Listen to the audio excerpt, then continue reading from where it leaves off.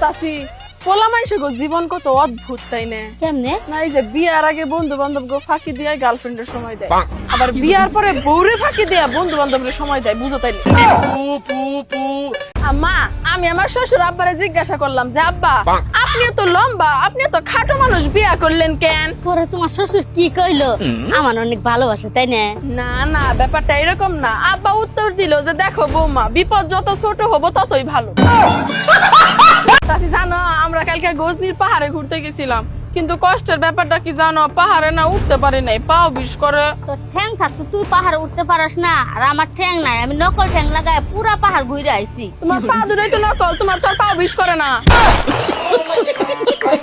আচ্ছা আম্মা, একটা জিনিস বুঝি না, রেস্টুরেন্টের খাবারে তো মজা হয় কে? ওইখানে তো আর তুমি রান্না করো না। জানেন আম্মা, আমার ভাগ্যটা না অনেক ভালো যে আমি আপনার মতো শাশুড়ি পাইছি। আমি যে আল্লাহর কাছে কি পাপ করছিলাম, মানে আমার ভাগ্যে তোমার মতো বোমা কেন দিল? আচ্ছা, আমার স্বামীরা সবসময় বউরে বউ করে রাখে কে? আদর করে রাখি, অন্য কোনো নামে রাখতে পারে না? অন্য কোনো নাম কি নাই বউ গো? আছে তো। কি নাম? সাপ। চাচি কও তো, ইংরেজি কোন শব্দটা আমরা সবসময় খাই? তুই কি পাগল হইছস? ইংরেজি শব্দ আবার খাওয়া যায়? টি মানে চা। বোমা, কি? কালকে তো তোমার জন্মদিন, তুমি আমার কাছে কি চাও কও তো? যা চামু তাই কি আর দিতে পারবেন? পারমু কও। আপনি খালি আপনার ঠোঁট দুটো সবসময় বন্ধ রাখেন, তাই হোক। কি এটা তো পাম না বৌমা।